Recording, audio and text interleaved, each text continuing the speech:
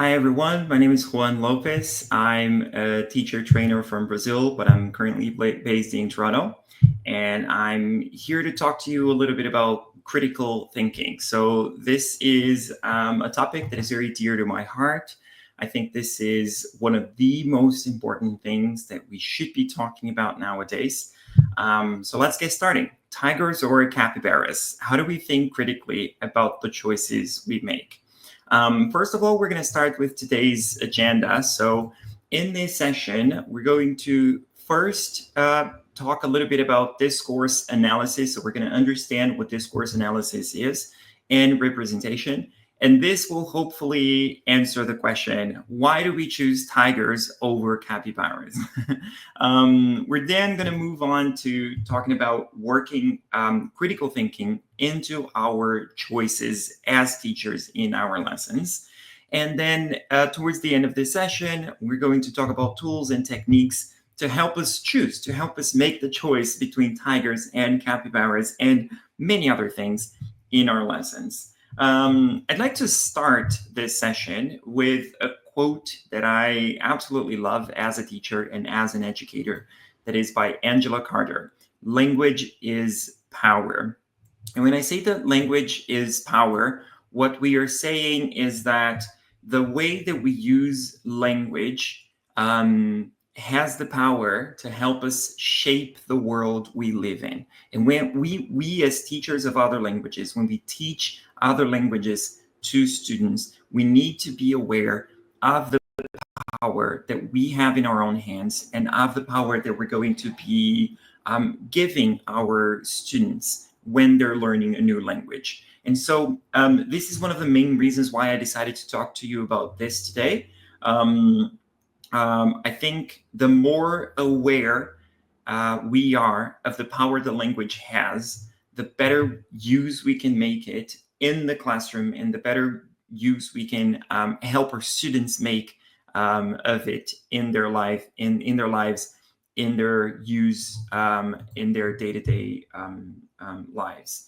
So let's get started with discourse and representation. We're going to talk about discourse from a critical perspective. So we're talking about critical discourse analysis here. There's a guy called Norman Fairclough.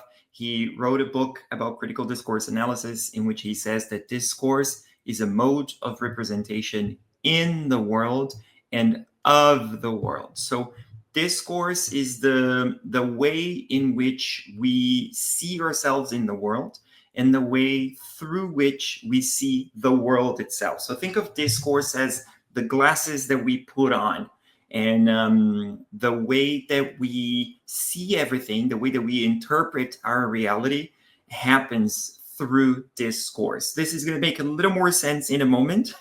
Discourse basically has three different levels. So the first level of discourse is just text. Text is language in use. So what we teach our students to do. So not only producing isolated sounds or words or sentences, but actually producing language within a certain context.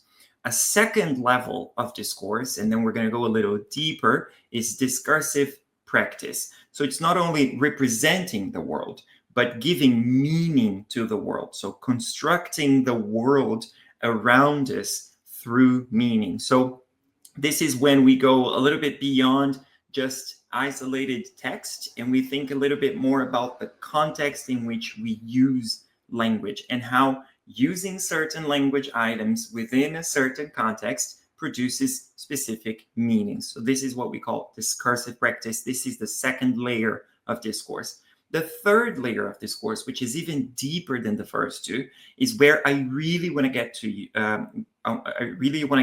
with you guys, which is social practice. So discourse is also about constructing social identities and the relationships between social identities. This is how we build our systems of knowledge and our systems of beliefs about the world and about the realities we live in. So, for example, identifying as being part of a specific nation, for example, and saying, I'm Brazilian, I'm Mexican, I'm British, I'm Nigerian, whatsoever. This is discourse that puts us in the world in relation to other people. So when I say I'm Brazilian, I'm also saying I am not from other nations. I also don't belong to other nations. I also don't identify with other cultures. And maybe by saying, for example, I'm Brazilian, I'm Nigerian, whatever, we're also saying I identify with certain groups, with certain beliefs. So this is the third layer of discourse, and this is where we're going to sort of stay throughout this this talk. We have to think about how the language we use to talk about ourselves, to talk about the world, puts us in the world in a certain position. Moving on, we're going to talk about representation. Representation is a different concept, which will always also be very important here. Representation is the way that things are represented in language and through language. Representation plays a central part in power relations. So the way that we relate to one another is affected by how we are represented in the world. And when we represent something, we can either challenge the common representation of something or reinforce the common representation of something. Representation has to do with our views on the world, our views of groups of people, the way that we see relationships between groups of people and the world. So representation shapes all of that. The more certain groups or certain people are represented in a certain way, the more we tend to identify them as that representation, which might be real or not. So just for you to give you an example, we're gonna think of a few maybe pop culture references here. There's a TV show that used to be very popular in the US and in Brazil, I guess a decade ago. It was called 24 Hours, and it was a TV show about an anti-terrorist unit led by a detective or a spy, I can't remember, named Jack Bauer.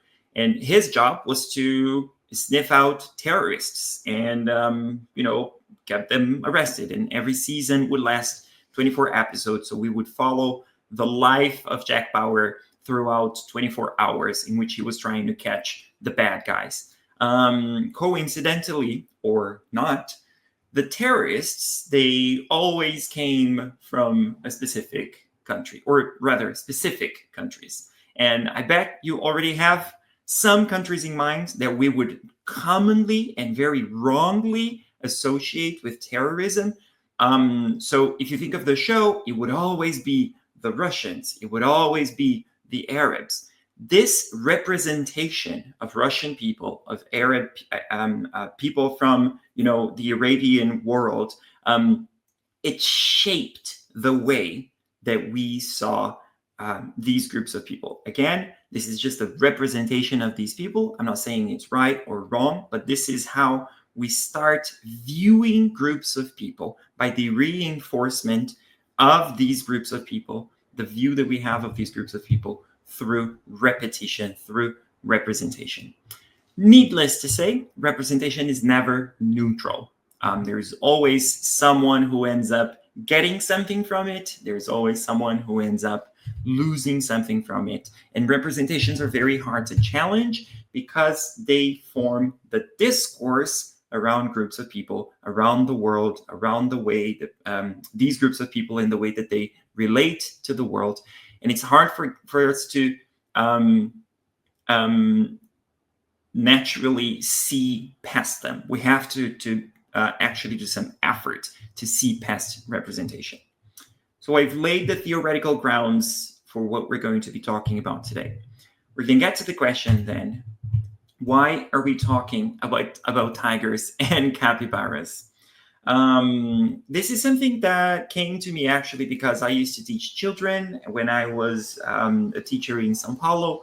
I worked with a lot of teachers who who also taught children and teenagers. And something always bothered me a little bit about course books that we would use in our schools, which was some of the animals that would be represented in the books were always animals that we didn't have in Brazil, animals that just weren't native to Brazil.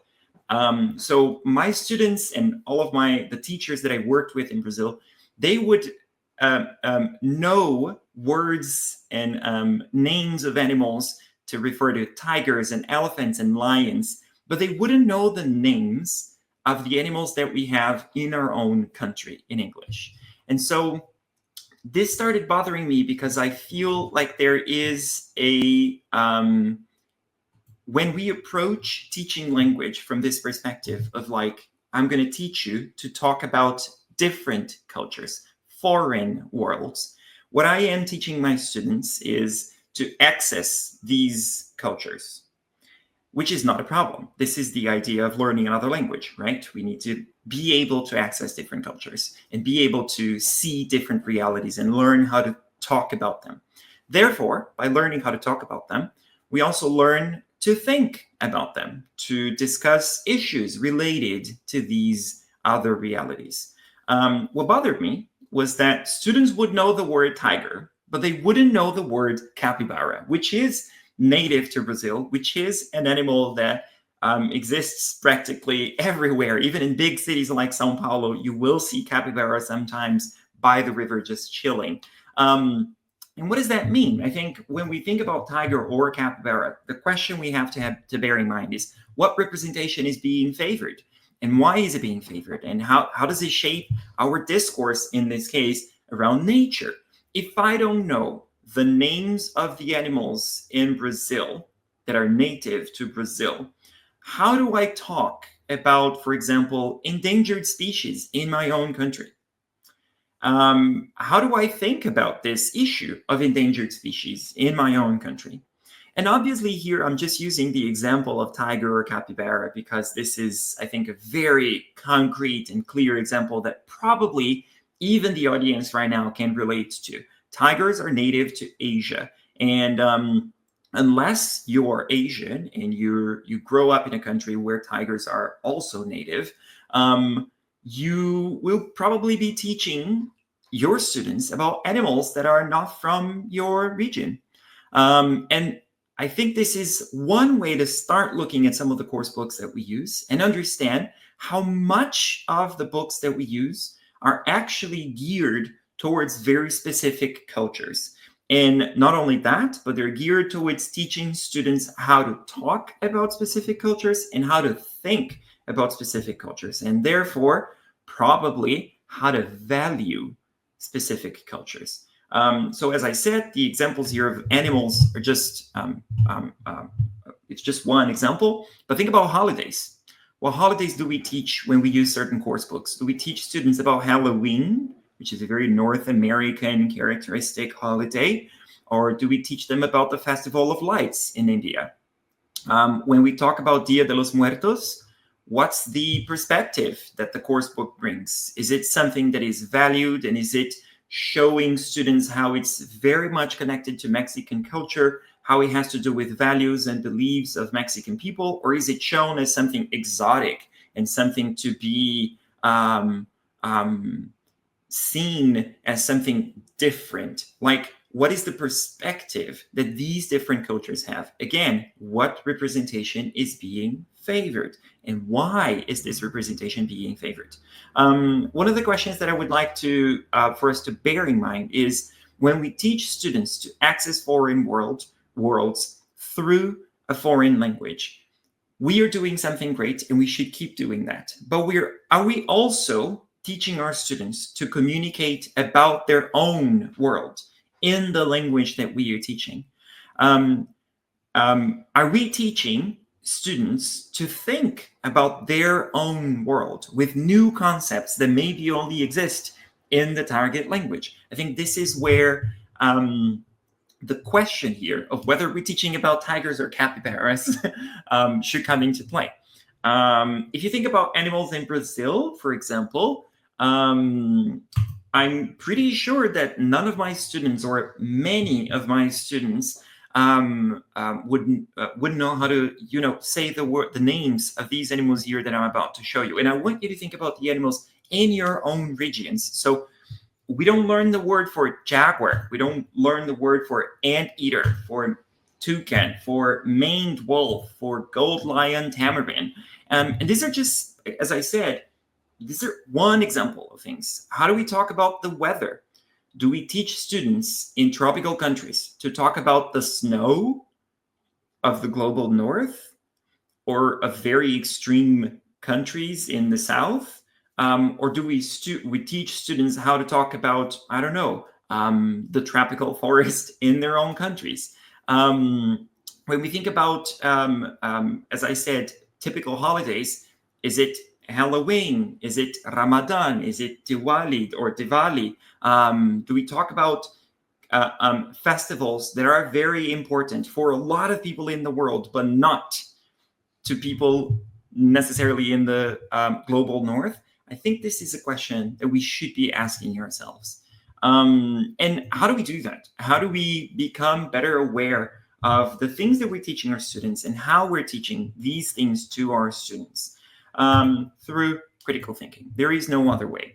Critical thinking is obviously a way to guide our beliefs and actions, right? When we think of critical thinking, there are lots of different steps that we have to take towards critical thinking, some of which are, for example, how we conceptualize ideas, how we apply ideas, how we analyze ideas, how we synthesize ideas, and how we assess ideas, or how we assess information.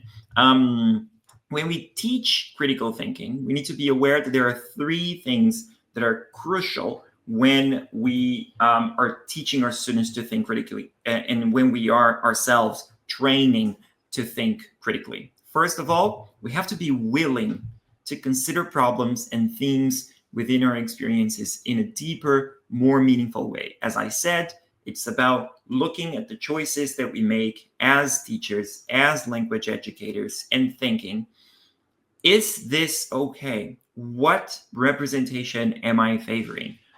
What world am I helping my students access? And what world am I helping my students communicate about?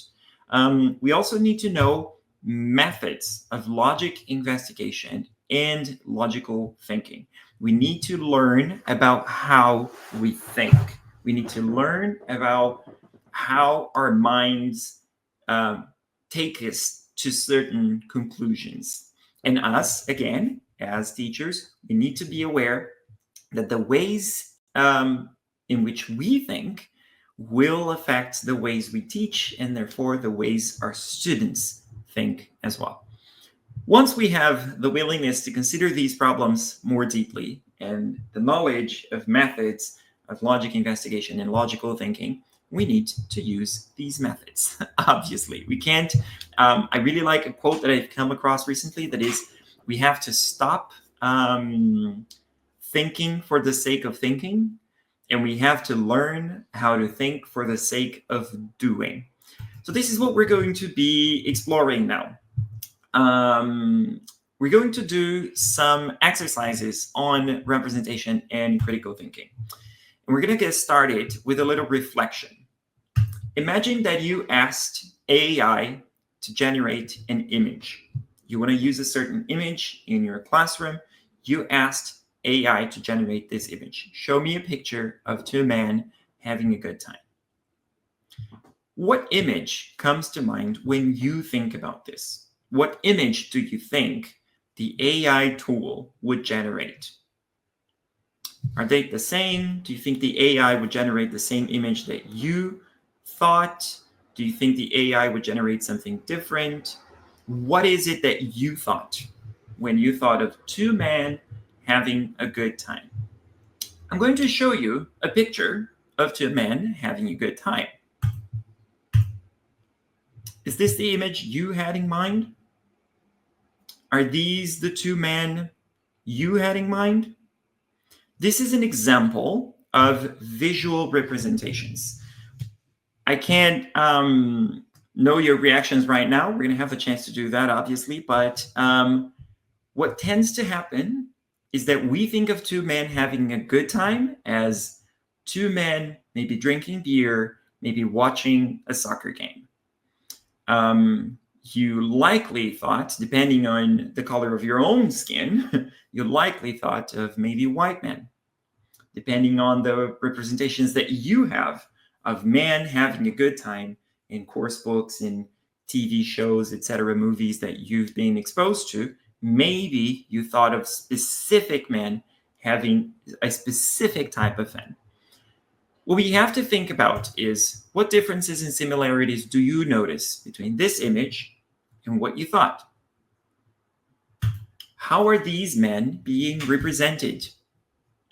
Are these men being represented as having fun in an aggressive way? Are they shouting? Is this how we usually portray men who are having a good time? Are these the only ways men can have fun? Also, when you look at the image, how are these men being portrayed? Are they're being affectionate?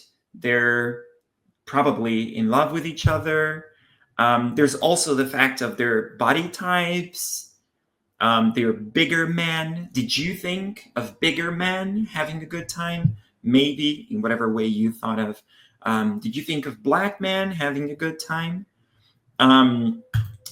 We have to ask ourselves, why is this image familiar? So why is the image you thought of familiar? Where does it come from? Why are two men having a good time represented to you as that immediately? And this image, if it's not familiar to you, why is this not familiar?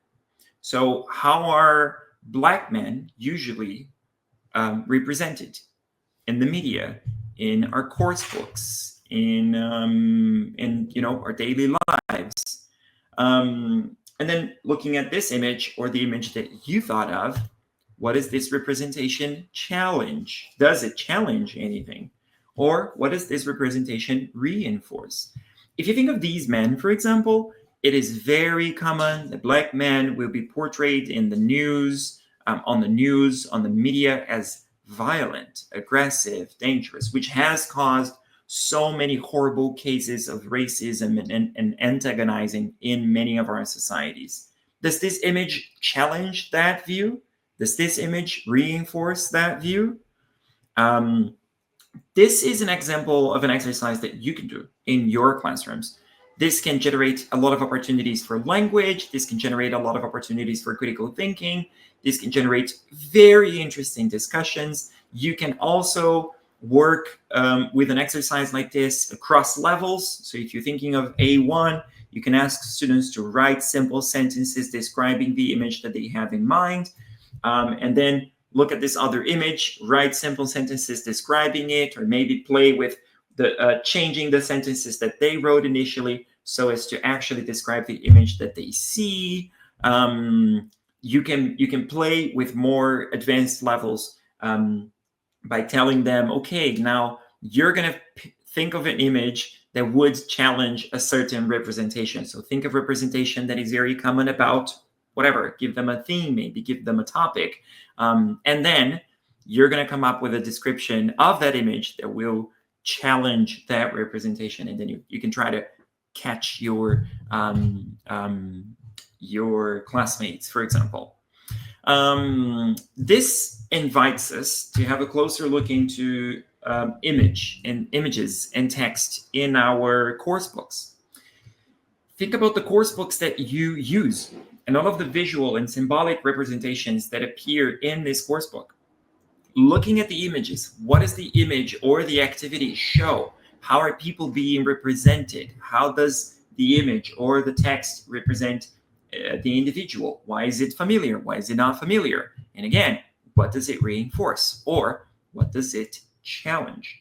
For example, looking at this image, you probably wouldn't think of this man as a police officer from Rio de Janeiro. This is a father just having a great time with his daughter. But this is also a police officer from Rio de Janeiro. So what is the image that we have of police officers from Rio when we think of them? Is it men who are being affectionate towards their family? Is it men who are vulnerable and capable of, for example, love and affection and, these kinds of family values. It might not be. Of course, this is a representation that's very, very connected to Brazilian culture. You might not get the reference. Police officers in Rio are often seen as violent and people who will be wearing military uniforms. So again, what is the image or the text you're using in your course book challenge, or what does it reinforce? This is from an actual textbook. Here's another example of also from an actual textbook. It's a discussion about the end of the 2-day weekend. So in this discussion, which seems very, if you think about it, progressive, right? This is a more recent discussion. We're talking about ending the 2-day weekend and maybe having a 3-day weekend. If you take a deeper look into the texts that we have here, you look at the way that they're describing the end of the 2-day weekend. They are talking about changing the relationship we have with our free time. So either we work 4 days and have a 3-day weekend, or we work 7 days but for fewer hours. But they do not challenge, for example, the amount of hours that you should be working every week. In 3 different proposals that they have for the end of the 2-day weekend, all of them assume that we should be working 40 hours a week. Where does that idea come from? Why is this idea being reinforced? Should it be challenged? What would change if we challenged it? These are questions we should be asking yourselves. Same goes for, again, another image from another course book, rural women in Asia. Is this the image that we would have of rural women or women from rural communities in Asia? Would we associate technology with this kind of context? Would we not? Who would probably think of this image more accurately? Who would not? This is one of my favorites. This is a classic family tree. Again, we've seen this in every possible course book. If you take a very surface look, you can see it's a very traditional family, men and women, no gay couples, no families that challenge, the traditional family values that we have nowadays. But if you take a deeper look, all the men in these families are older than the women they married. All of the names of the people are what you would find in, North American families. You have no Juans here. You have no Jorges. You only have Elizabeths and Annas and Keiths and Johns. Why is that? What is the family that we're representing here? There are no single people, for example. There are no, as I said, same-sex couples. These are the things that we should be challenging, and they're hard to challenge. As I said, representations are hard to challenge. You look at this family tree, this is so natural, so common, that it's hard to see past what we're seeing on the surface. So we need to train ourselves to think about these things more deeply. Here's a list of other topics that I think you can approach in your lessons in a deeper way. So everyday topics in the classroom. The weather. Are we talking about climate change or climate crisis? Work and professional aspirations. What am I encouraging my students to be? What are the professions that I value when I tell them, like, ooh, do you want to be a doctor? Is it doctor, lawyer, and engineer that are valued as good professions to have? What is the place that certain professional aspirations have in our classroom? Consumption and life in society.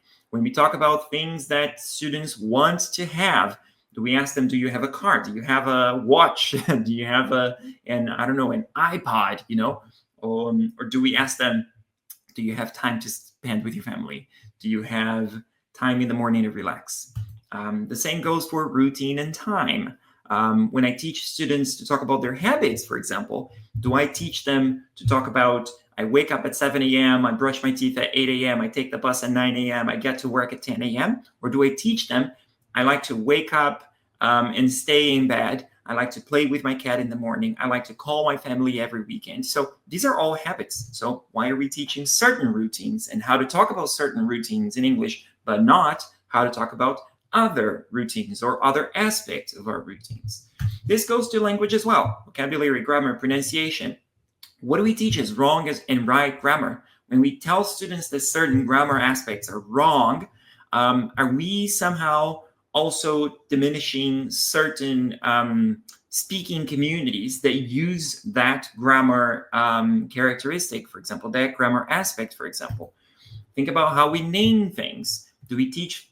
This is a little controversial, but I think this is a great example for us to use. When we think of names, for example, of I don't know, groups. When we think of name, for examples of the drug weed, the word weed is one word to describe cannabis, and there's also another word that is marijuana, and it's not coincidental that this is a word that sounds Hispanic. It wasn't. It was vastly adopted on United States media to connect the use of cannabis to certain communities. And so when we teach students how to use certain words to talk about the world, we should also be teaching them about the cultural impacts that using certain words might have on the language that they use. Also think about standards and models. When you think of pronunciation, what do we consider good pronunciation? Is it really intelligible pronunciation that will help our students communicate? Or is it a pronunciation that is pleasant to white ears or pleasant to specific groups of people, that specific groups of people would see as good pronunciation? We need to be careful, especially myself and my fellow teachers who are non-native speakers of the language. We need to be aware of the prejudice that we sometimes reproduce in our own lessons. So yes, critically approach these topics. Again, climate change or climate crisis. What are the expectations and social pressure that we put on students? What are the ways that we teach our students to talk about the way that they live in? What are the priorities and aspirations that we value?